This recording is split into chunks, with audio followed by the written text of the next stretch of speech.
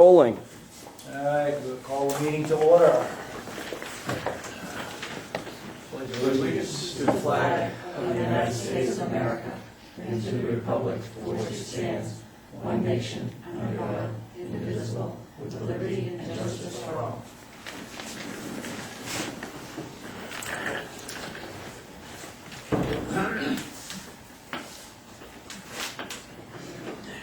Okay. Have an approval of the agenda.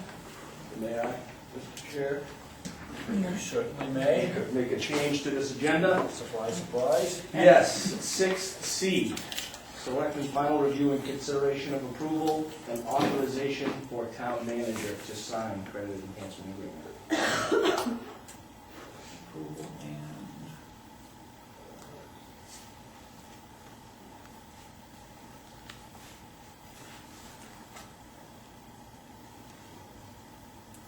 Okay.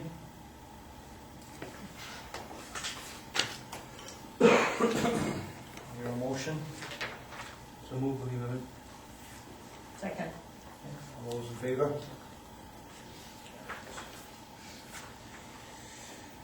Public forum. This is the time when the public have any comments on non-agenda items. Now is your time to do so. Anybody have any comments? Okay.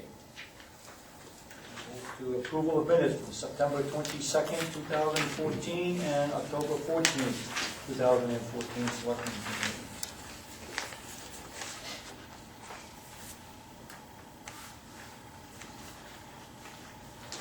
I didn't find anything. And all I did was just scan them. Any motion So move, for both? yes. Second. We have a motion to approve the minutes of September 22nd and October 14th. We have a second. All those in favor?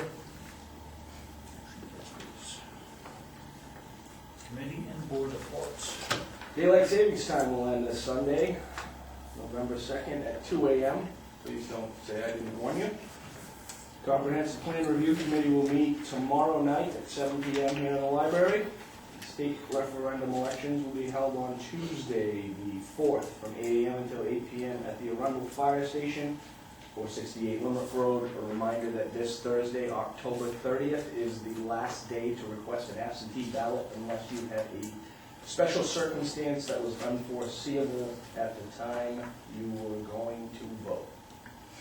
And the Arundel Town Parks will be closed on November 11th in observance of Veterans Day holiday. I can also give you a reminder that Public Works will go to 5 days starting next week. Okay. Anybody got anything else? Okay, new business. Recreational Director to inform the selectmen of phasing in of the MyRec online registration and payment format. Yes, Jen? That's you. Okay. So Todd asked me to come and just fill you in on what's been happening with the MyRec online registration. If you recall, the MyRec is a web-based registration and payment software system that is most commonly used by the rec departments in New England. It has a variety of capabilities to simplify the program registration process for participants and rec department staff. Program registrations will be able to be made by people online if they want to pay with a credit card. Payments in cash and checks can also be processed and will have to be processed through the MyRec software in person, either at the town hall or in the rec office. If you'd like more information, I can go into more detail about how that process works, but right now this will be an enormous simplification of the internal paperwork process that we currently have to keep our programs organized, with attendance lists for our before and after school program, which change, every day is different, week after week, and that's hours that we put into keeping that paperwork straight to make sure kids go to the right place after school every day. The software also offers a wide variety of financial tracking and report options that will be very beneficial to us. Basically, it will result in a big time savings over what we currently have in place, which is I use Google Docs for our database and have to basically create a new document each time we have a off-site trip or any other kind of program for our rosters and emergency contact lists and those kinds of things. So last year at this time, we had the approval and the money in the budget for them to implement the MyRec software. But if you recall, as I began that implementation process, I had talked to several different companies that offer similar software for rec departments. And MyRec was the one that fit our needs, all of them, according to the conversations that I'd had with them. And they were also the least expensive, so it seemed like a win-win. As we began the implementation process, I discovered that there was a huge discrepancy in what they had told me would be able to happen and what they could actually do. They didn't meet our needs, so I refused to spend money on something that wasn't going to be able to meet the needs that I had told them I had. So they agreed to update their software and asked me to implement with the software the way it was, and they would get it fixed as soon as they could. It might be a couple of months. But just like I would with my own money, I said, no, I'm not going to implement something that doesn't work the way it's supposed to. So when you get it updated, let me know. If I can implement it, then I will, and if not, we may have to wait till next fall. This is the time of year that I really have the time to implement something like this. So they did update the software, but it wasn't until late December. By that time, the basketball season had begun, and I just didn't have time. So we put it in the budget again this year. And the way that they work is they don't bill you for the software until they have oriented you and customer satisfaction has occurred. So last year during that process, we hadn't been billed for any of that yet. So we have begun that process again this year with them, and their software does in fact now do what we need it to do. One of the concerns I had was needing an additional computer or device of some sort at the town hall, so that if people came in, basically everyone's going to have to set up their own account, and then each time they register for a program, they'll just go into their account, sign into their account, and register that way. So they'll have to do that before they come into the town hall. And there isn't a computer there that can be turned around for them to be able to use at this point. So I told MyRec that was one of my concerns, and they offered to give us a free tablet. They threw that into the price that they had given us, so that there would be something that town hall staff could give them and say, here, set up your account, and then we can help you from there.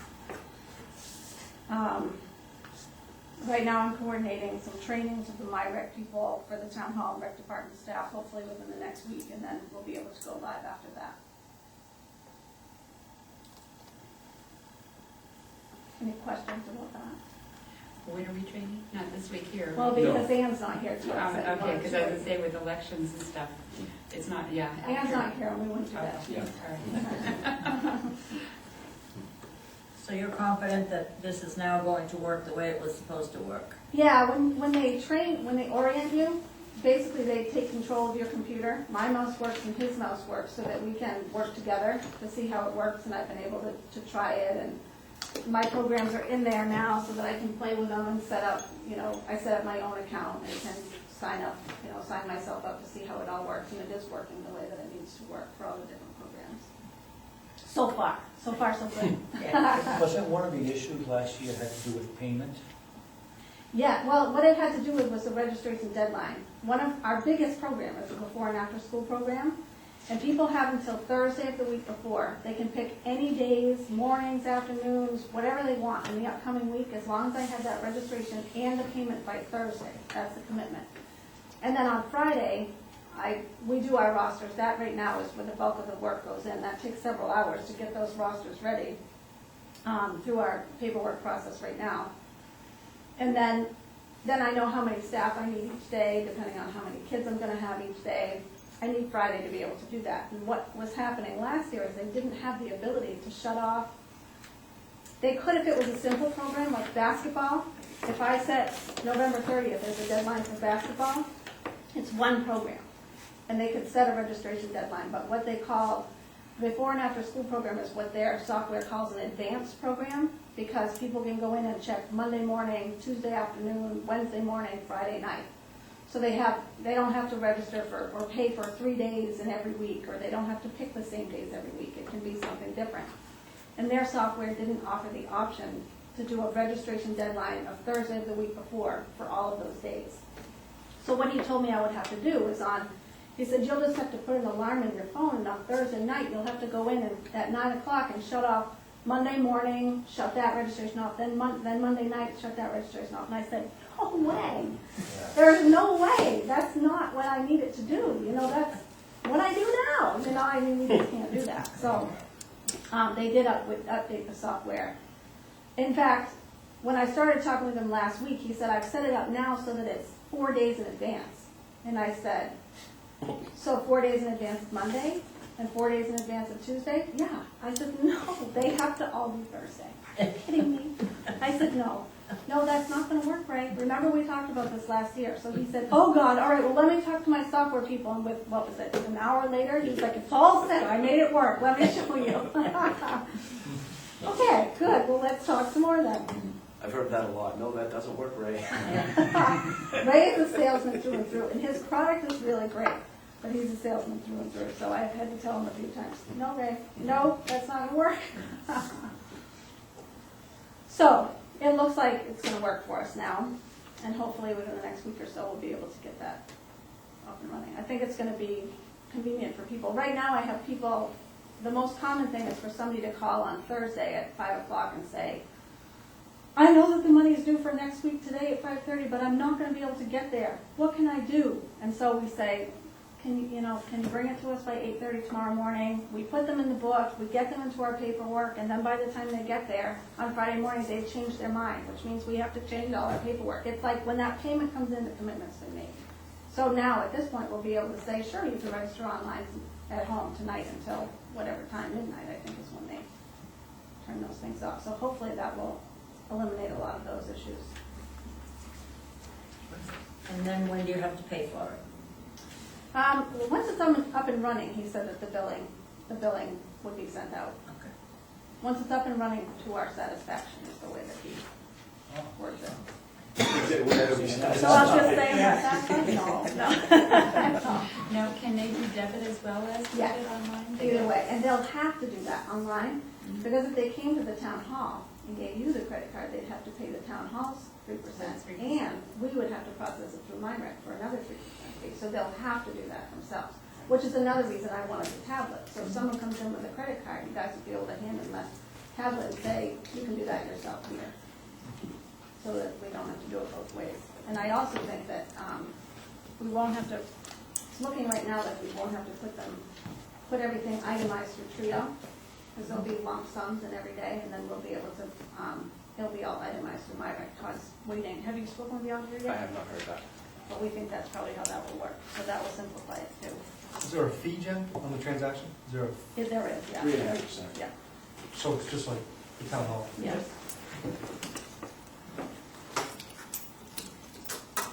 Anybody got anything else? Good, all right. Next item, are you gonna update us on the holiday tree lighting? Yes, I hope that we can finalize this tonight. So we've discussed a variety of options to keep the holiday tree lighting tradition in Arundel going in light of the tree that we have lit for all these years being removed due to disease earlier this year.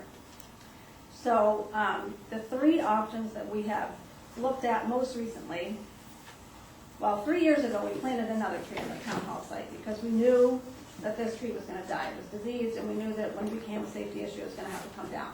So there's a tree there. That tree's only about 18 feet tall. The other option is we had talked with Phil about bringing in a larger fresh cut tree for the holiday season. And the other option we had talked about is coming up with something unique to the community. So when I was here late last spring, or maybe in the summer, we talked about those options, and the direction I got was that the majority of you would prefer the fresh cut tree option, a larger fresh cut tree being brought in. So, and then we also talked about holding the tree lighting at another location because of the, variety of concerns with the fire station, like the busy intersection of Mountain Road and Limerick Road, and the fire department having to remove their rigs from the heated bays so that we can get all the people in there for the, visits with Santa and the arts and crafts and those sorts of things, and their concerns about the trucks freezing. So I did meet with the Historical Society to talk about using the North Chapel Common site for the event, but there were a lot of challenges there too. There is no indoor accommodation, so we would have had to build something to be used for the kids to visit with Santa. That would have been problematic if it was raining, which it has been sometimes before. You know, we have a band and we have to be able to get them out of the weather if there is weather. There also wasn't, at that time, they didn't have enough parking available there, so we would have been dealing with busing at that busy intersection in the dark, and Roger said, what if it's snowing, you know, so the consensus on that was that we would revisit that in the future when the Historical Society has access to those buildings that are there when the foundations are in, and those can be used because it does meet their mission. Don was really pretty excited about the prospect of being able to work together on a community event like that. But I think right now might be a little bit premature, and she honestly was pretty relieved when I said, I think we're going to stay with the fire station this year. She said, oh, good. I want to talk about it again in the future, but right now it would be a lot to pull together. So, fire station it is. The thing that we have to decide now is the tree. If we're going to bring in a fresh cut tree, we're going to have to hire a crane. Public Works is going to have to put a tube in the ground to hold it. It's probably going to require guide wires, which I think may be a safety concern in the dark with kids running around. There really aren't any great options there. The tree that we have, like I said, is only about 18 feet tall, and if you had vaulted ceilings, you could fit it in your living room. So it doesn't seem large enough really to use as a community tree, but at this point, that may be our best option. So I decided that I would, come here. Roger did some research for me and found out that crane rental is about $250 an hour. The clock starts ticking when the crane leaves its base, gets to the site, cuts down the tree, put it on a flatbed, which we'd have to rent because we don't have one big enough to haul a tree like that. And then once it gets set in the ground, it gets back to the base. He said, Jen, at least half a day. You're looking at least $1,000 to bring that in. And the fact of the matter is, it's not going to survive. It's going to be a fresh cut tree. So it'll be taken down and shipped a month or two later. So I'm looking to you for direction on what you think we should do about that. Use the tree that's there. It's not a huge tree, but it's a tree. The tree that I talked about in the past that I Yeah. thought we could have, the owner has recently given me a whole rash of baloney that we're not cutting it. So I've been snooping around and I found 3 or 4 trees that I think would be usable, and they're probably maybe 30 feet tall at the best. I'd like to take a day and talk to the landowners and see if they would let us take it, and if they would, I think a 30-foot tree, we can figure out a way to handle it without a crane. Okay. I could work on that tomorrow. Great. I tried this weekend, I knocked a couple of doors and they went home, but I'll try again. Okay. And I don't know if I can make it happen, but I said I would, so I was willing to try. Okay. We also had a resident on Old Post Road who offered up a tree. The problem was where the tree was located, between another row of trees, power lines, the house. It wasn't accessible. So if you can find a tree, Phil, you would be the Christmas Would savior. that tree be acceptable? Big enough, tall Yeah. enough? It was a great tree. We Yeah, it was a looked great at it. tree. It was just in a, Whispering Fern Lane is? Huh? Whispering Fern Lane, over by the old Where the substation. Gregoires live. Where the Ken Gregoires Gregoire. live. Yeah, On the corner there, the gentleman that lives on the corner of that road has one. It's a pretty nicely sized tree. It's just access to that tree might be problematic. I'll take a look at it. Okay, I can give you the address, I can give you his phone number. I have it right in my truck. And Yeah. if you want to swing by and take a look at it, go right ahead. Can we get, I'm sorry, can we get a tree that size with enough on the bottom so that we can put it in the ground and not have to put guide wires? Depending how close the branches are to the ground, you may have to trim it a little to get it in there so it'll stay. Then probably have to bore a hole or dig a hole in the ground, put some kind of a tube in there, drop the tree in, and then backfill it with, maybe with pea stone, put a hose in there, the tree's gonna require a lot of water. Run a hose in and let it trickle, even if it overflows a little bit. All right. Yeah, that was my concern, I wanted to talk about, okay, so we get a tree, how are we gonna put it up, you know, safely, make sure it doesn't come tumbling down in the wind, or, Well, you would have to have the guys, yeah. you'd have to have some kind of guys on it, because if the wind blows, sitting in the tube may or may not be enough. Yeah, so, you know, where are we gonna run the guide wires, and we're planning on putting it right up front of the fire station, or? Roger and I and Jen discussed that probably the best location would be where the stump is for the tree that was that went to the entrance of Town Hall. He brought the metal detector and made sure there was no copper. That line from the propane tank to the fire station isn't in the way, and that would take the kids off of that corner and get the tree in a visible location but behind the fire station. So where we cut down that memorial tree, he It'd be a good was thinking opportunity to take that stump off. exactly, and he was thinking to drop a culvert or something in there to be able to hold it, and that was the question, I guess, that we have to figure out. I never really considered the fact that it needed to be watered, because we could have, you know, if the concern was the tree moving, we could have just filled it with hydraulic cement or something. Yes, Set but that thing in if you there. fill it with pea stone, Yep, I think that pea stone would get tight enough Yeah, yep, to hold it, and you could also leave a hose right down the bottom, just let it trickle. yep, absolutely. 'Cause without water, that tree won't make it to Christmas. Yep, exactly. No. Fortunately, we have LED lights, so it's not gonna go up in flames. Beautiful, Phil. Thank you. Get close to that tree.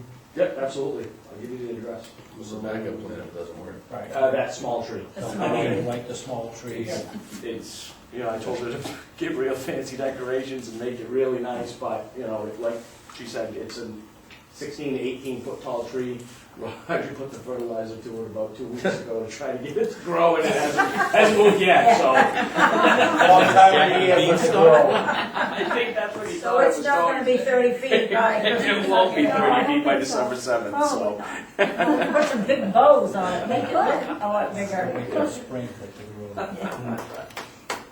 And hopefully, if they keep fertilizing it next year, it'll be tall enough to use. Yeah. You're not gonna get more than. A foot. It has grown quite a bit since, In 3 in years. 3 years, absolutely. But. That's 3 years. Yes, exactly. All right, All right, thank you very thank much, you. Phil. So will you call me or Roger after? Yep. Okay, Yeah, I got Roger's cell. good. Okay. Thanks, Phil. I call Roger. Okay. Thank you, Phil. Next item, Selectmen final review and consideration of approval and authorize for the town manager to sign the consent enhancement agreement associated with the seasonal cottages TIF and development district. If you'd like, I will go through the changes since the last version that you've seen. I guess if you want to go through the two-sided strike-through version, that's the easiest one to follow along.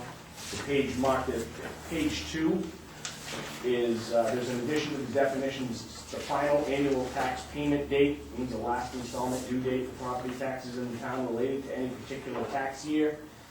The reason for this definition, and this will set up the majority of the changes that came throughout the document, was there was quite a bit of discussion last time Shauna was here, is trying to figure out when the payments would be made to the developer and how that process would take place, knowing that the entirety of those taxes aren't going to be made, or with the assumption the entirety of those payments won't be made by that date certain.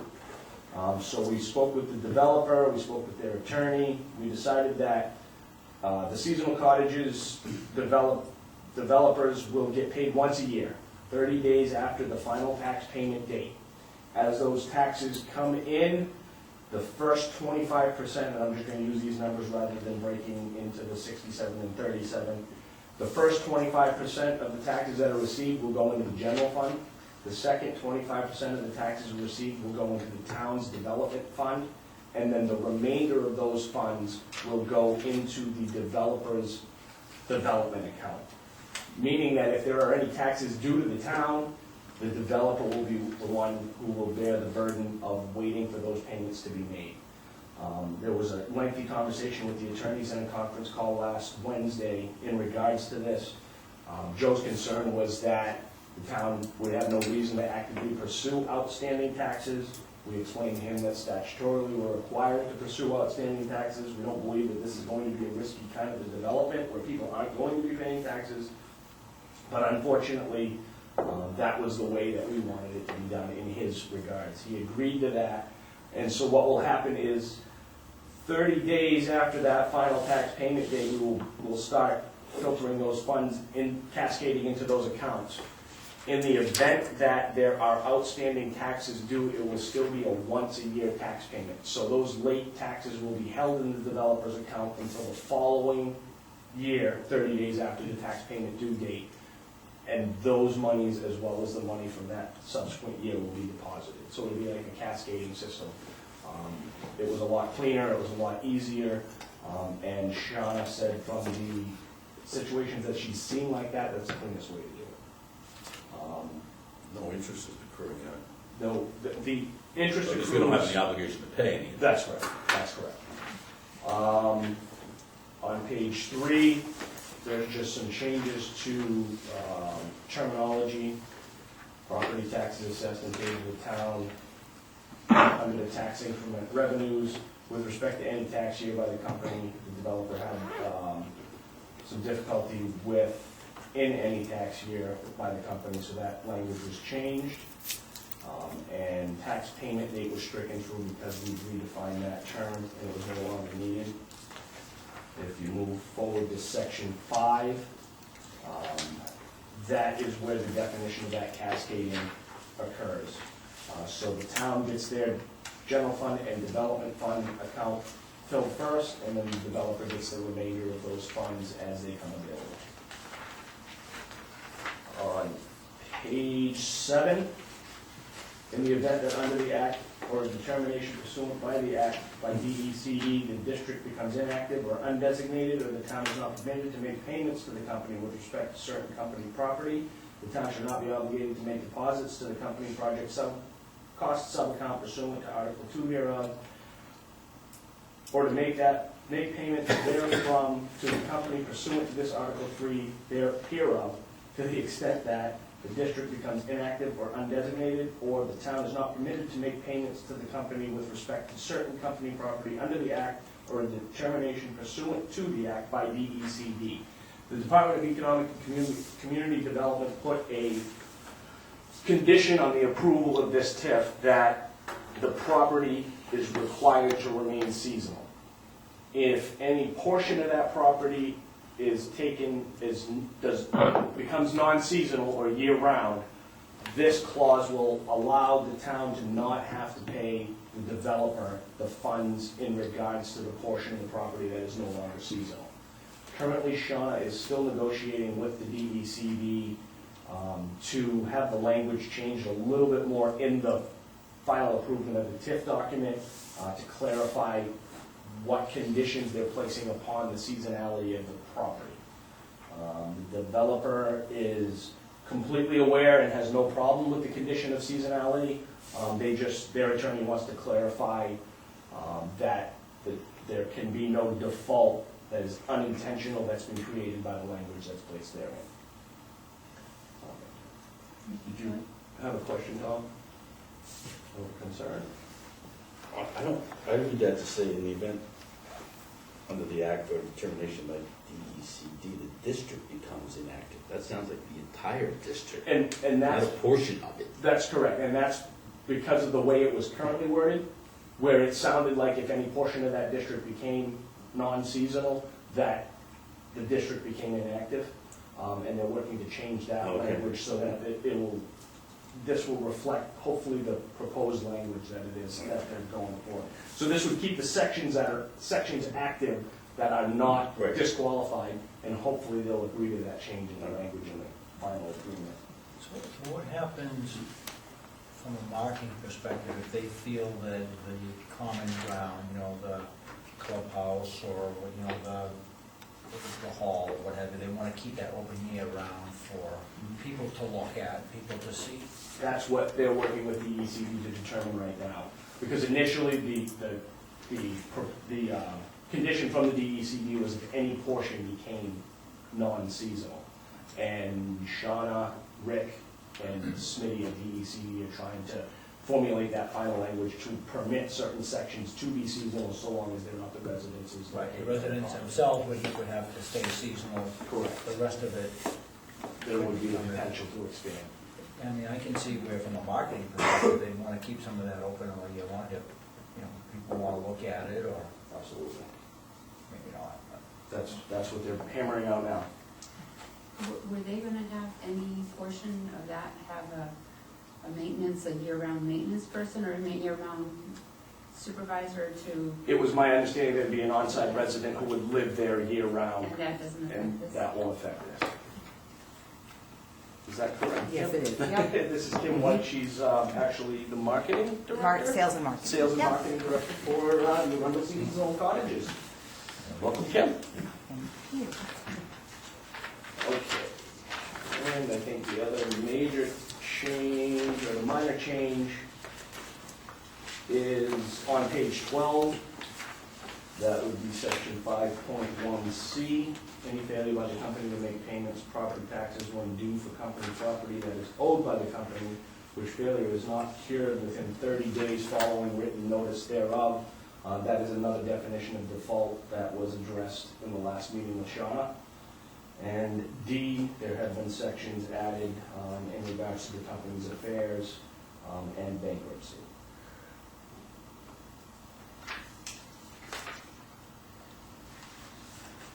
Any questions to this point?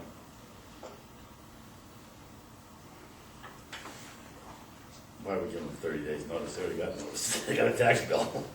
But that's okay, it's not that. That's why we're going to, I'm going to ask you to authorize it in substance with minor changes that may be needed. Barring any other questions, page 13, the force majeure clause has been dumbed down a little bit more. We removed commotion, removed in the reasonable judgment of the company, and as reasonably determined by the company. And what Shauna told me to add to you here is that if there are any disputes, the judge will be the one to make the decision as to who is in the right and who is in the wrong.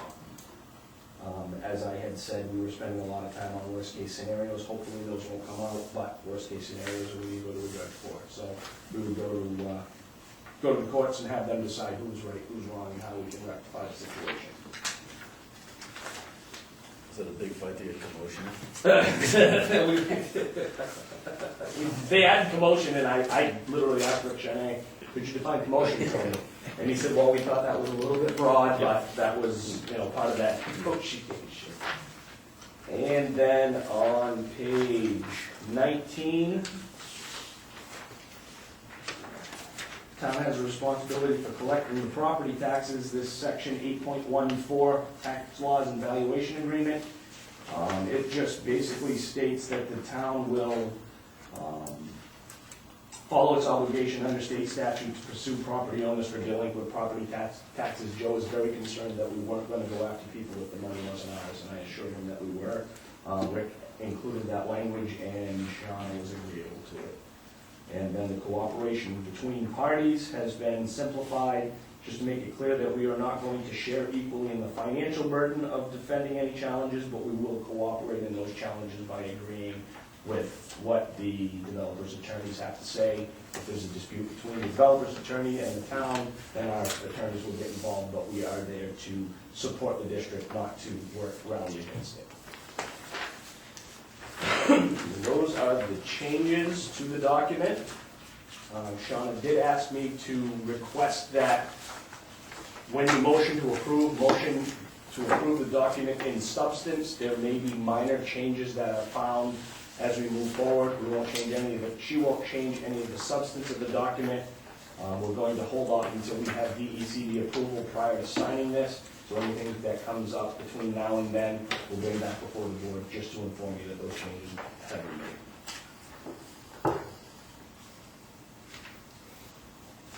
Okay, I'll make a motion to authorize the town manager to sign the credit enhancement agreement so long as it is substantially identical to the one that is before us this evening. Okay. Second. A motion and a second. Any more discussion? All those in favor? Motion carries. Thank you very much. We expect the, actually, I'll look at it. Okay, selectmen authorization to spend $1,443.63 from the contingency reserve account for payment of legal fees in regard to seasonal cottages TIF, which is to be reimbursed by the developer. That's correct. And they've been pretty prompt at getting that right back to us. Absolutely. The first two payments were slow. Joe went to the powers that be and said this process needs to be streamlined, so it's been a few weeks. They've been a few weeks behind, but they are coming in on a regular basis. Good. Okay. Make the motion authorize. Second. So we have a motion by Phil, seconded by Second. Jason. Jason or Jason. Tom? Jason. Jason. I don't want to change my notes, Jason. Any more discussion? All those in favor? All right.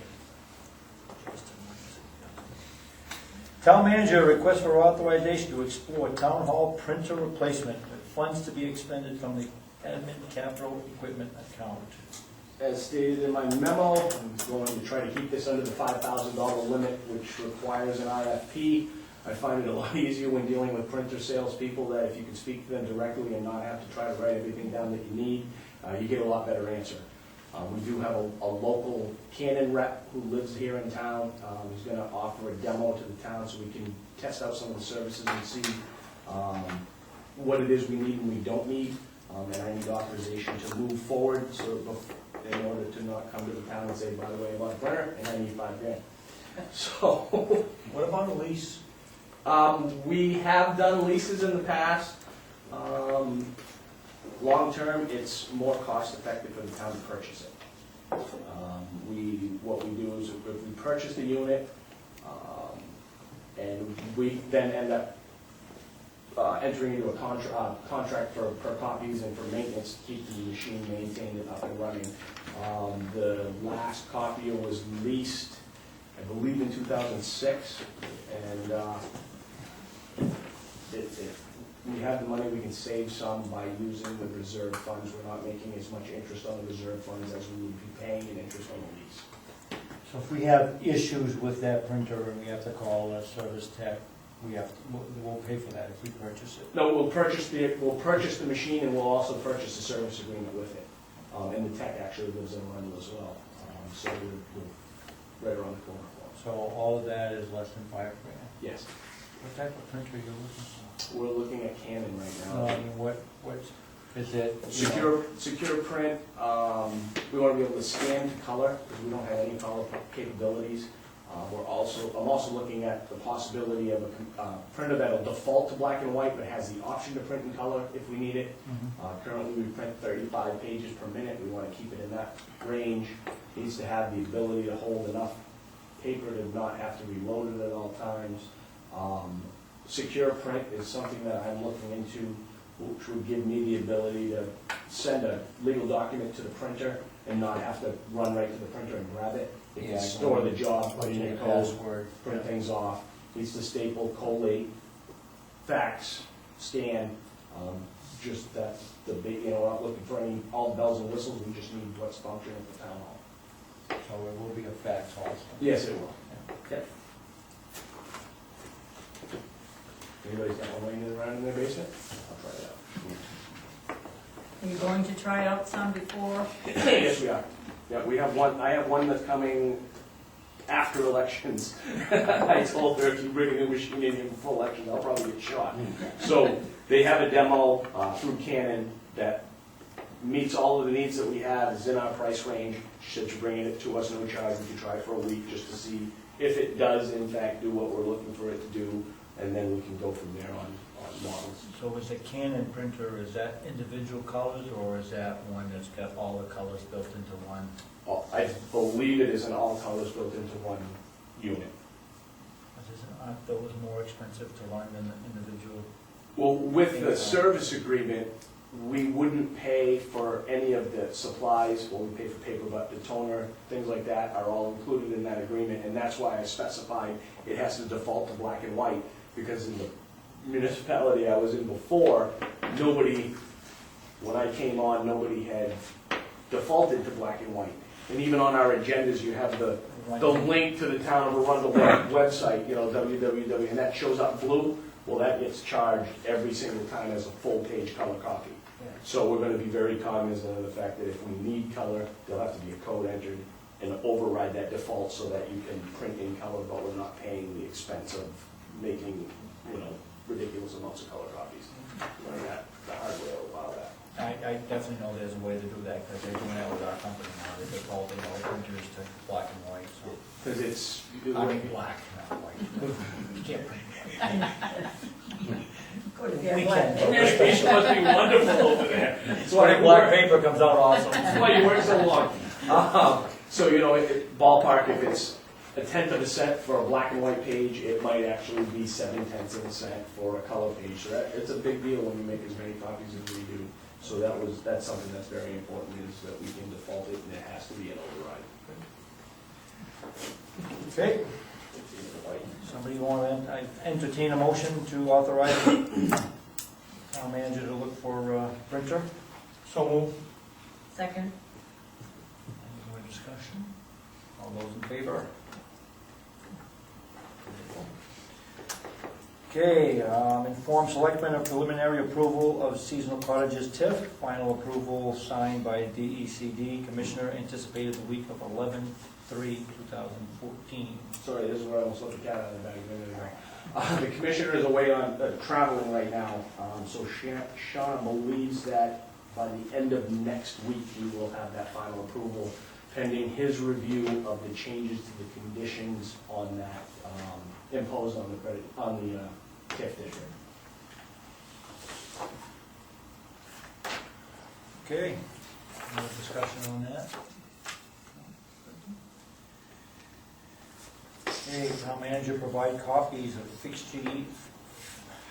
fiscal year 13-14 audit to the Board of Selectmen for review prior to the 11/10/2014 meeting. And I will first, before you even review them, I'll answer the question that the undesignated fund increased by $84,354 this past fiscal year. So we actually grew the undesignated fund this year, although we budgeted to use $310,000. So, you know, expenditures came in under what was budgeted, revenues came in over. And you'll notice that there's comments on adjustments made, and that was differences in personnel interpretations of the same way to do, different ways to do the same thing. So there's nothing that's been done wrong, it's just that Rebecca did it one way, Lisa came on, and we do it a different way, and so we had to make adjustments to bring it into line. So all the funding is there, just the adjustments that need to be made to make everything work out in the end.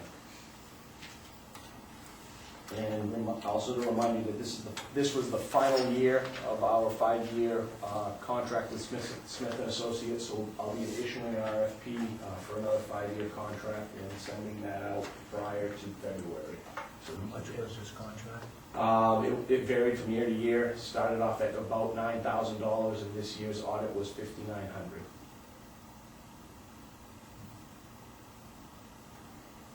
The theory is it decreases each year because they get more, they have a better understanding of how the town operates, so.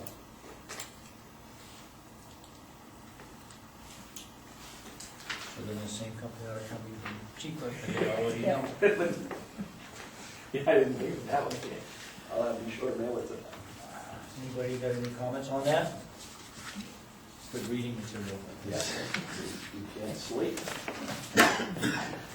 Item 8, selectmen consideration of an amendment to the building permit fee schedule to address RSU 21's request to waive permit fees. I was approached by the superintendent this year when they thought that the building renovation project was going to come through in November. He asked to table it. I said, well, I'd like to have this conversation just to get it out of the way.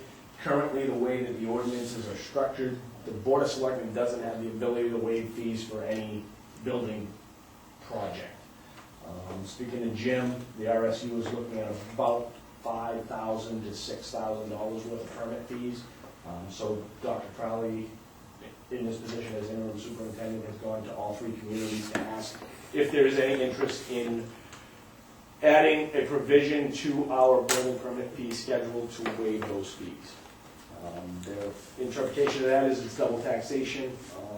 Residents are paying for it in the RSU budget and then paying again into the town. When I see his additional revenue in my building permit fee revenue. But if the board is willing to make that adjustment, you have an email from Leah, and as she says, it's just shooting from the hip, but we can revise the building permit fee schedule to waive any RSU permit fees for any projects that they may perform. The ordinance says we're supposed to be reviewing these fees on an annual I basis. know that. I spoke to Jim, and he feels that these fees are in line with They what are, communities are, because as I knew that was coming, as I said, to discuss this, hey, Jim, what do you think? He feels that the building permit fees here aren't, they're not astronomical like some of the local communities, but when you look at communities our size, we have population density, this is right in line. Okay. And that'll give us the option to say revised. Now, in the past, I think we waived fees, for like nonprofits occasionally that might be one to be included rather than just specify the RSU? Well, in my opinion, I wanted to specify the RSU. That's up to the board. But if we say schools, and the landing school wants to put on an addition, that means we waive their fees, school around us. Other properties like that some are for-profit. So we currently charge building permit fees to the churches.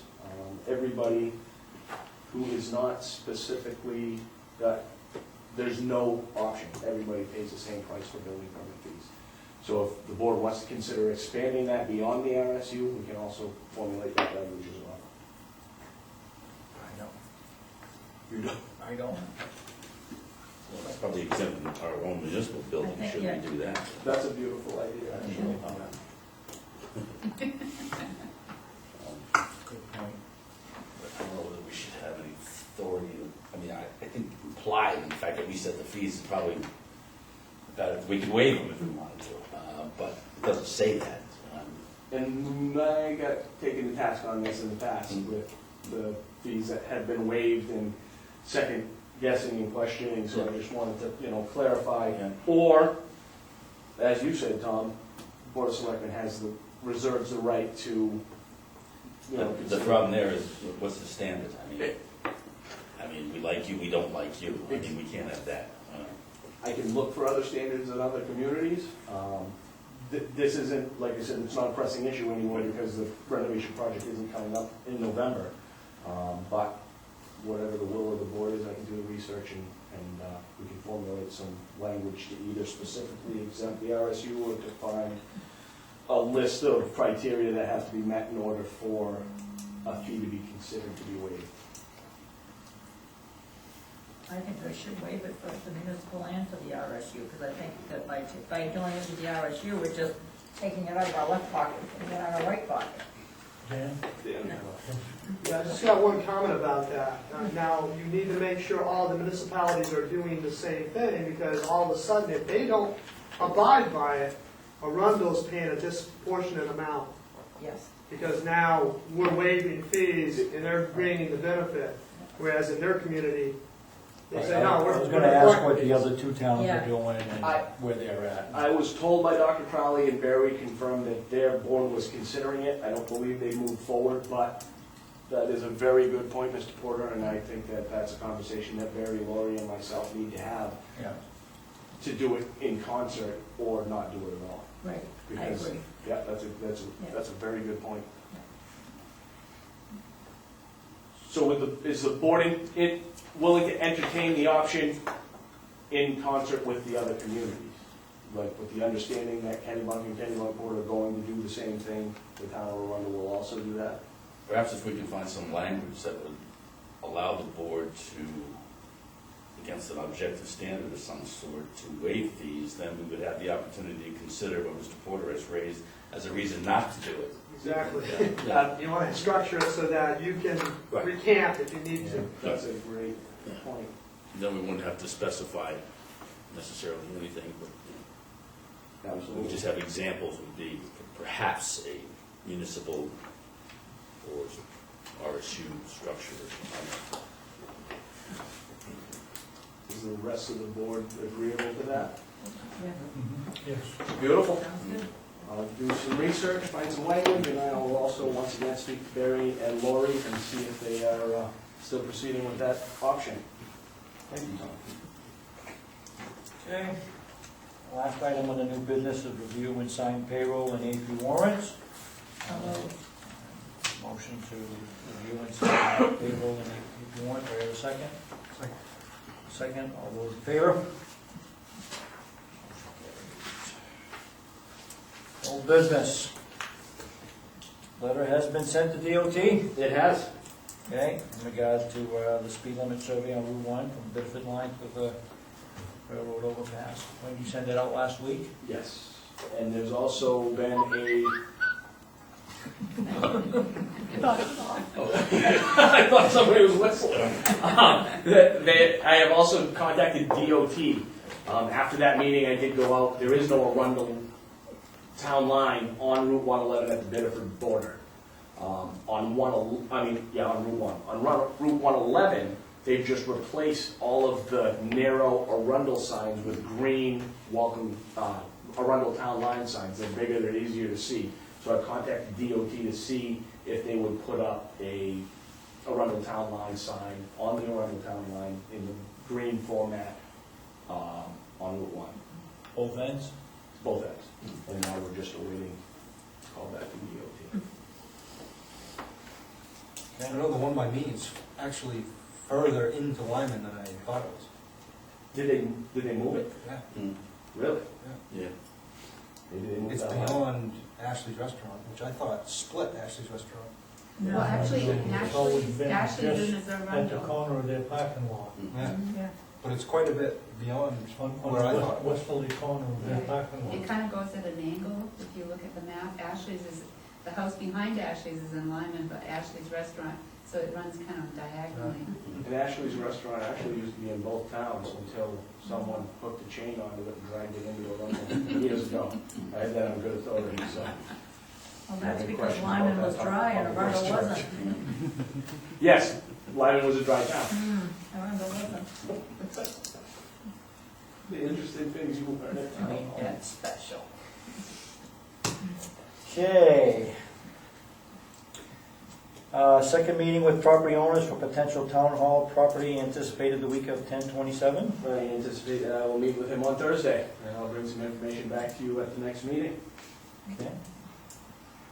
Good. And reminder of the special town meeting to be held on 11/24/2014 in regards to the seasonal cottages definition change in the land use ordinances. Absolutely. Now, is that gonna be, planning board's gonna have a, Make a, they have to have a public hearing for that, don't they? they've already had the public hearing on that. Yeah, in May. Oh, yeah, that's right, they did, yeah, I There remember was a that. lengthy discussion about it. Yeah, Yes. yep. That's where we caught the missing Right. definition. That's what, yeah. Yep. That's correct. Okay, good. All right, other business, anybody got anything else? The only other business I wanted to bring to your attention is the letter that I put on, in front of all of you from Labrie Realty. Mr. Labrie was quite impressed with his dealings with Roger Cashero, and I just wanted you all to be aware of that fact, those accolades, and let us know that we are lucky to have Roger, because he does contact people. I hear it more often than not, that call the town's public works director doesn't call you back, and here in Arundel he does, so I wanted everybody to be aware of that. They do an excellent job. Yep, absolutely. Will this go in his personnel file? Absolutely.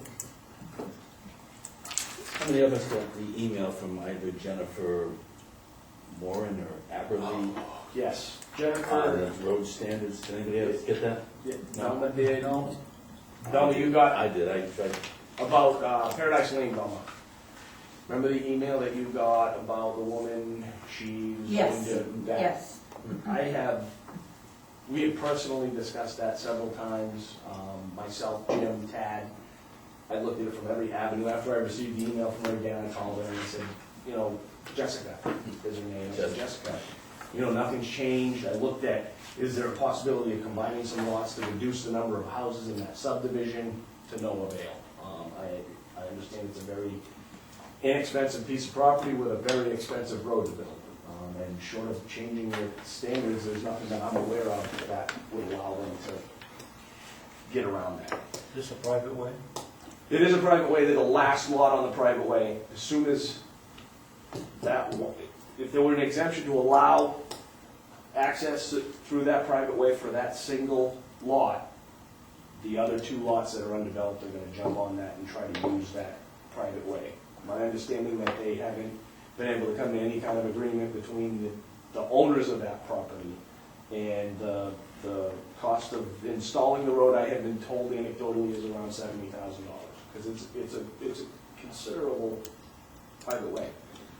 But current standards, we don't have any. Well, I guess that begs the question of whether we should be, I mean, I know I've advocated this in the past, whether we should look at those standards I again. think we should. I mean, I think they are, Who can do as this? against our surrounding communities, we've got the strictest road standards that I've ever seen. Yeah, yeah, people can't build. And I know, you know, I know there's good reasons for them, but I think we've got to find some relief valves for some folks who want to use certain camps. I don't know what it might be, but, and I know. Yeah, and you get there's an issue too where, you know, if you go beyond the threshold, now you've got to bring that whole road. Right. Boy, for that one person that wants to build that house at the end, boy, it Yeah, gets it's either the unbelievably costly. third or fourth house Yeah. creates that threshold. Yeah. And it inevitably happens that those first three houses go in with no problem, and then that last lot is sold. And the argument is that last lot actually placing that much more of a burden, so long as public service, emergency can get there, turn around, safely utilize that road. Seeing the way some of the fire truck drivers drive, they need a little room, but, kidding. But, you know, they are very, in my opinion, they're strict standards. As you said, stricter than Biddeford. I've had residents who own property that is in both towns, Biddeford and Arundel, and they'll go to Biddeford to be able to get the access to their lots because their road standards are less strict. Anyone doesn't have to. Exactly, and then, so then you run into whether or not the town, I can only assume that those were put in place to, Well, we have some road issues here, there's no doubt about it. Tad did a survey of it, I saw it, I was involved in it, and saw it. I mean, there are roads that should not be used for development purposes, but Yeah. there's gotta be a way to address these kind of issues where, you know, some, Our roads that were put in 20 and 30 years ago, private ways, that don't even come close to a respectable standard, are the roads that created the ordinance to be the way it is today. And the people that already have these roads don't have to do anything. And then someone else has to build a $70,000 driveway to build one house. That's difficult for folks. So if there was a way to address that somehow, I don't know how, but How would we start the process? we would have to just find ordinances to review that meet the needs of what we, or deal with the issues that we're dealing with. Because these aren't the only issues that we're dealing with. Currently, the way our street construction standards are laid out, they're very problematic because we don't give developers a timeline. So you put in a subdivision in '06 and you base in the asphalt, you put in your base course of asphalt, and then, sell the last lot for 6 years, and then you, by our current street construction ordinances, you have to meet certain standards. Well, it's almost impossible, and Roger will tell you this every single time, if you expose a base course of asphalt for 6 years, it's gonna crack, there'll be sagging, there'll be divots, there's going to be issues. So by the time the developer comes back to do that final course of asphalt, there are problems with that base course which require the road to be ground up to be brought up to standard before you can put that final coat of Don't asphalt. begin, in effect. Yeah, and so it's not just the private way standard. I think, I don't know if it would be legal, but if there would be a mechanism to ensure that a private way was not going to be accepted by the town, in no uncertain terms, this will never be a town road, you can build it this way. If you choose for this road to be accepted by the town, or to attempt to get this road to be accepted by the town, it has to be built to these This way. construction standards. And have two subsets of standards that would allow for private ways, dirt roads, houses that can be safely accessed by a right-of-way that doesn't meet the full-blown standard, and then you go that course, or you go the course of I want. Our ordinance right now says you can't have the road accepted by the town unless it's the town standard. Right now it says that. That's correct. Okay. That's correct. All right, so, But people don't necessarily understand that as they go through the process in the heat of, I'm gonna, build a house and we're gonna build 6 houses down Right. here. Houses are sold, ownership transfers take place, then people come in and say, oh, I'd like to, we'd like to petition to have our road accepted. Well, but the ones that ordinance says you can't do that Yeah. if it, once the road's up to standard, so Exactly. that's already, Yeah. It's already in there. it's already there. I think we've covered that circumstance. And is there an issue with, like family subdivisions, a lot of family subdivisions over time, somebody moves out and they want to sell a house, and because the roads aren't, they're a lousy standard, they can't sell it because the bank won't give the folks, won't give them money. So I mean, That's correct. part of that is there to protect them folks so that if they want to sell their homes down the road, they can. If you leave it too loose, then they might run into some issues with, but Case in point, Curtis Road. That's a road that has existed, but has come to fall under our standards, and at this point in time, Jim's interpretation is that no more building permits can be issued for new structures out there because it doesn't meet the standards that are set forth. And that road's been in use for, Hundreds of years. yeah. So it's something we can look into, we can have, a workshop. I've been interested to see, I didn't even know of an issue you just described with the base course being exposed for some period of time and that deteriorating as a result of that. Absolutely, it becomes problematic. But I'd like to know what if others think of what the problems are with. Yeah. you know, With the private ways. Right, private ways, yeah. I mean, we can tell the planning board to revise that, go back and look at it. Back and look at it too, but as I said, I'd just like to know, that's an issue I didn't consider, but, that should be addressed someplace, and if we're gonna do this, let's get all the players in and say, here's my concerns about private ways, Rogers, fire guys, whatever. And let's get all the issues out there and see if we can work this so we can, some of the standards, Phil and I have talked about this, but, They're very specific. not gravel, Yeah, it has to pass a sieve, and I there mean- are dozens of examples of that. Kennebunk has none? No. I mean, how does Kennebunk and Bedford, how do they get away with it? If it's not an issue there, why is it an issue here? I don't know, that's, I think I was going to quite a few planning board meetings when this was being discussed. And I think it came about because we have several private ways in Arundel that in the spring and the fall of the year, they cannot be accessed with emergency vehicles, particularly heavy fire trucks can't get in there. And that was the beginning of the creation of our standards. And I think you was at several of those meetings too. And then we had a legal issue You with were Laura Lane. on the board at the time. And isn't that where this started, pretty much? Yeah. Yeah, it was that, and then one of them was the issue about being able to, when they did the title search, there was the folks could not sell their property. It was something to do with the way, it was a private way, and they couldn't sell their property. The bank wouldn't give the folks interested, they wouldn't give them money. Banks won't give you money unless, if you got a private way with several people using it, they won't lend money unless there's a road maintenance agreement. Right. And Right. go and knock on your neighbor's door, and they would look at the road maintenance agreement, and they would say, are you kidding me? I'm not spending more money. Right. So that's the problem. Yeah. I've had business recently at the Lyman town meetings 3 or 4 times in the last few months. And there was some folks in there trying to get their private way plowed. And I left the meeting with, in my opinion, and my understanding is Lyman has little to no private road standards also. Yep. I don't disagree with having some standards, but I mean. Ours are very, very but strict. those are- Yeah. I mean, we pretty much adopted DOT road construction standards. We just reconstructed a portion of Bay Road in Lyman, and that's a public highway, heavily traveled, and that is just a tiny bit above our private road standards here, what we have to meet there. Really?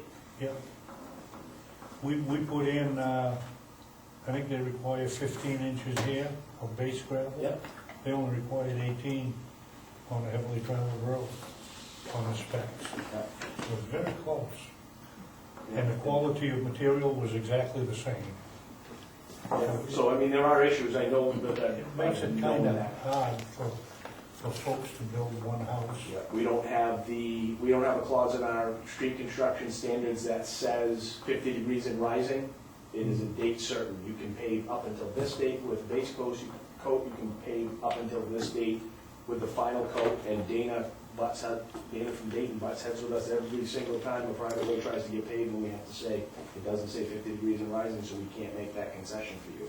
Because there are several Novembers where, Thanksgiving, the plant's still open and it's still acceptable weather for paving, but our ordinances are so strict that it shuts them down. So maybe it's time to have that conversation to see how we can find a happy medium. It's gonna open up a considerable amount of land in Arundel.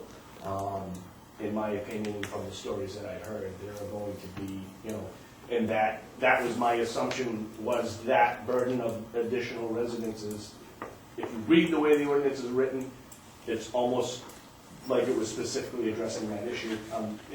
More than likely interpreting it incorrectly.